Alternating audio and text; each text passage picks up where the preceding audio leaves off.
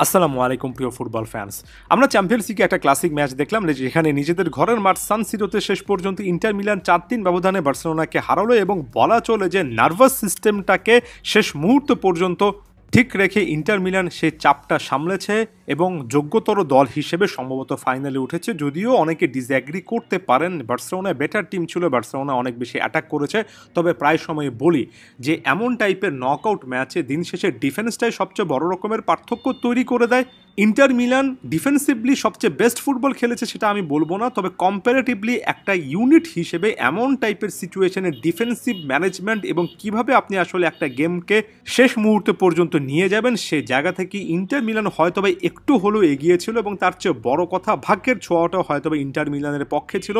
দিন শেষে champions league trophy জয় করতে হলে কিংবা অন্তত ফাইনাল রাউন্ড পর্যন্ত যেতে হলে এই জিনিসটা আসলে প্র্যাকটিস করা লাগে।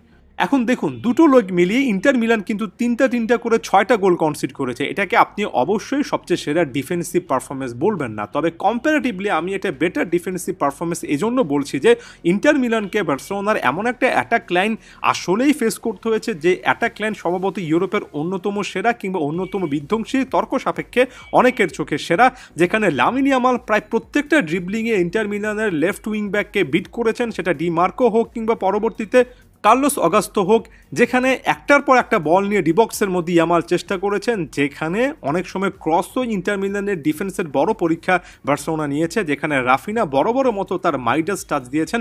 অর্থাৎ এখানে ইন্টার মিলান যে লেভেলের অলমোস্ট আনস্টপেবল একটা অ্যাটাক লাইন ফেস করেছে সেটার তুলনায় বার্সেলোনাকে আসলে ইন্টার মিলানের অনেক আক্রমণ সামলাতে হয়েছে। ব্যাপারটা এমন নয়, বরঞ্চ যখনই কাউন্টার অ্যাটাকে ইন্টার মিলান ওঠার সুযোগ পেয়েছে তখনই বার্সেলোনা ডিফেন্ডারদের কিংবা ওভারঅল ডিফেন্সিভ সিস্টেমের যে একটা ল্যাক অফ কনফিডেন্স রয়েছে সেটার সুযোগ তারা নিয়েছে। ইন্টার মিলানের একটা প্রথাগত সিস্টেম আছে যেটা সম্পর্কে আমি প্রায় প্রত্যেকটা ম্যাচের প্রিভিউ ভিডিওতে বলি, সেখানে আরও একবার মেনশন করছি।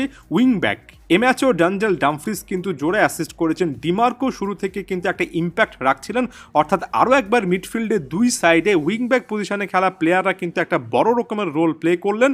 এবং এর পাশাপাশি আপনি যদি ক্লিয়ার কাটভাবে ইন্টার মিলানের মিডফিল্ড লাইন আপ দেখেন, বারেলা, চানহালুলু কিংবা মিখিতেরিয়ান দিন শেষে তারাই কিন্তু নার্ভটা ধরে রাখলেন। সাবস্টিটিউট প্লেয়ার হিসেবে যারা নেমেছেন, সেটা ফ্রাত্তেসি হোক, ডারমিয়ান হোক, তারেমি হোক, জিয়েলিনস্কি হোক, তারাও কিন্তু শেষ মুহূর্তে সে চাপটা সামলানোর কাজটা করেছেন। ওভারঅল আপনি যদি ইন্ডিভিজুয়ালি কমপ্লিটলি তুলনা করেন, হয়তো বা আপনি এ ম্যাচে বার্সা প্লেয়ারদের অনেকের ইন্ডিভিজুয়াল পারফরমেন্সকে এক রাখবেন, তবে একটা ব্লক হিসেবে খেলা, নিজেদের মধ্যে পারফরমেন্সের পার্থক্য খুব একটা বেশি না থাকা, একটা সিস্টেম হিসেবে দল হিসেবে খেলার এই জায়গাটাতে ইন্টার মিলান বরাবরই চ্যাম্পিয়ন্স লিগের ক্রুশাল মোমেন্টে তাদের নার্ভের পরিচয় দিয়েছে। Last but not the list, goalkeeper হিসেবে ইয়ান সোমের এমন কয়েকটা সেভ করেছেন, আমি কোনটা ছেড়ে কোনটার কথা বলবো, 7টার মতো সেভ করেছেন। এর মধ্যে অন্তত 2 থেকে 3টা গোল যে কোনোভাবেই কিন্তু হয়ে যেতে পারতো। 4টা ডাইভিং সেভের যে কোনো দুটো যদি গোল হতো, সেটা কিন্তু আপনি নর্মাল স্ট্যান্ডার্ডে গোলকিপারের বড় রকমের ভুলের জায়গা হিসেবে কাউন্ট করতে পারতেন না। ইয়ান সোমার দেখিয়েছেন গোলকিপিং পারফরমেন্স কাকে বলে। চ্যাম্পিয়ন্স লিগের এই সিজনের সম্ভবত সবচেয়ে সেরা, সবচেয়ে মনোমুগ্ধকর গোলকিপিং ডিসপ্লে এখানে সোমার রাখলেন।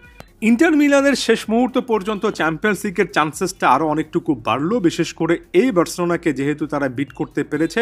সবচেয়ে বড় কথা, এই দলটাতে আপনি একজন দুজন প্লেয়ারের উপর অতিরিক্ত নির্ভরতা দেখবেন না, আনলাইক বার্সা, যেখানে ফাইনাল থার্ডে ইয়ামাল সর্বস্ব একটা কাউন্টার অ্যাটাক আমরা দেখেছি, যেখানে রাফিনাকে প্রত্যেকটা ম্যাচে কিছু না কিছু করতে হয়, যেখানে মিডফিল্ডটা পেদ্রি একাই কন্ট্রোল করেন এবং যেখানে ডিফেন্সিভলি আসলে মিডফিল্ড এবং ফাইনাল থার্ডের সাথে ব্যালেন্স করে খেলার কোনো রকমের প্রবণতা থাকে না। অন্যদিকে ইন্টার মিলানে আপনি পারফেক্ট একটা ব্যালেন্স দেখতে পারবেন। এই যে আমি এত প্লেয়ারের কথা বললাম, এর পাশাপাশি লাউতারো মার্টিনেজের গোলটার কথা ভুলে যাবেন না। থুরাম পুরো ম্যাচে যে লেভেলে পরিশ্রম করেছেন সেটা ভুলে যাবেন না। অ্যাচারবি ডিফেন্সিভলি তো একটা দুর্দান্ত গোলে করেছেন। ওভারঅল বাস্তবে অ্যাচারবির পারফরমেন্সটাও ডিফেন্সিভলি ভালোই ছিল, প্রতিপক্ষ আক্রমণাত্মক এই মানসিকতা বা এই ফর্মিডেবল বার্সা অ্যাটাকের তুলনায়। একটা সিস্টেম হিসেবে খেলা, শেষ মুহূর্ত পর্যন্ত চেষ্টা করে যাওয়া এবং বেঞ্চে এমন অপশন থাকা যাদেরকে পরবর্তীতে নামানোর পর দলের ওভারঅল সিস্টেমটাতে খুব একটা বেশি পরিবর্তন না আসে। অর্থাৎ এখানে ফ্রাত্তেসি, ডারমিয়ান, তারেমি, অগাস্তো এরা যে আসলে নামার পরে ইন্টার মিলানের ওভারঅল গেম প্লে অনেকটুকু চেঞ্জ হয়েছে, ব্যাপারটা এমন নয়। তারা নিজেদের জায়গা থেকে বাকি প্লেয়ারদেরকে ঠিক সিস্টেম্যাটিক্যালি রিপ্লেস করেছেন। ওভারঅল ইন্টার মিলানের মোটো কিন্তু এই জায়গাতে ছিল। তাই টিম ব্যালেন্সের দিক থেকে, নিজেদের স্টাইলের দিক থেকে ইন্টার মিলান আপনার কাছে হয়তো বা সবচেয়ে সেরা মনে হবে না, তবে যথেষ্ট ইফেক্টিভলি কিন্তু আরও একটা চ্যাম্পিয়ন্স লিগের ফাইনালে উঠে গেল।